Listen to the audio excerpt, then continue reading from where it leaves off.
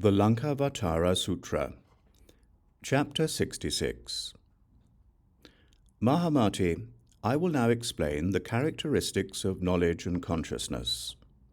For by becoming adept at distinguishing the characteristics of knowledge and consciousness, you and the other bodhisattvas will be able to understand the characteristics of knowledge and consciousness and quickly realize unexcelled, complete enlightenment.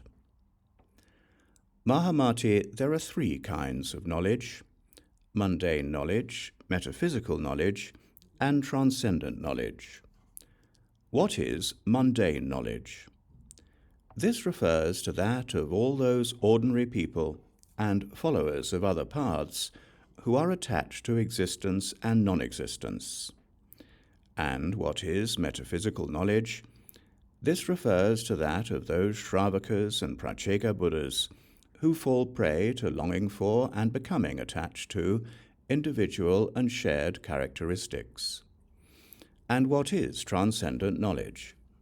This refers to that of Buddhas and Bodhisattvas who contemplate what is free from projections and see that it neither arises nor ceases, that it transcends categories of existence and non-existence, and that the Tathagata stage and the absence of a self among persons and things depend on the occurrence of personal attainment. Mahāmati, what arises and ceases is consciousness. What neither arises nor ceases is knowledge. Furthermore, it is consciousness that falls prey to characteristics and the absence of characteristics, and also falls prey to the causes of the different characteristics of existence and non-existence, while it is knowledge that transcends the characteristics of existence and non-existence. Furthermore, consciousness is characterized by increase, while knowledge is not characterized by increase. Also, there are three objects of knowledge: the knowledge of arising and cessation, the knowledge of individual and shared characteristics, and the knowledge of non-arising and non-cessation.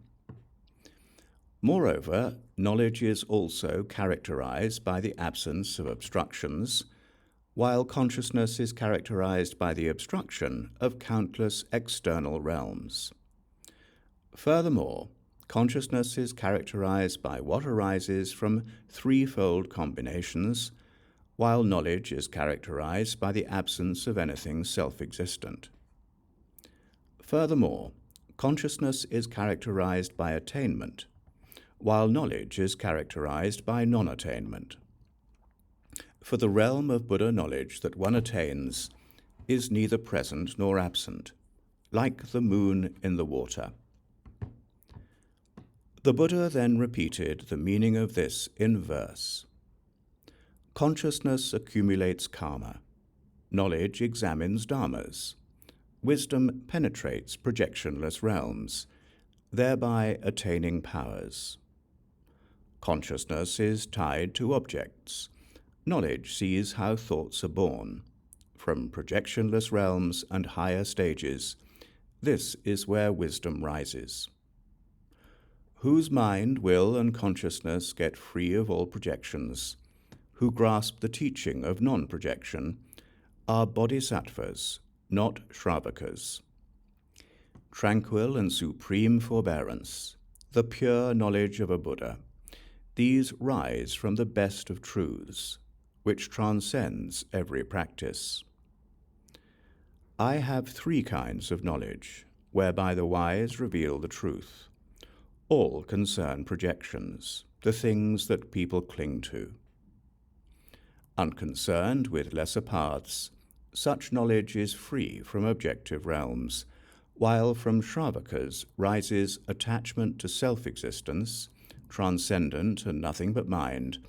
A Buddha's knowledge is pure.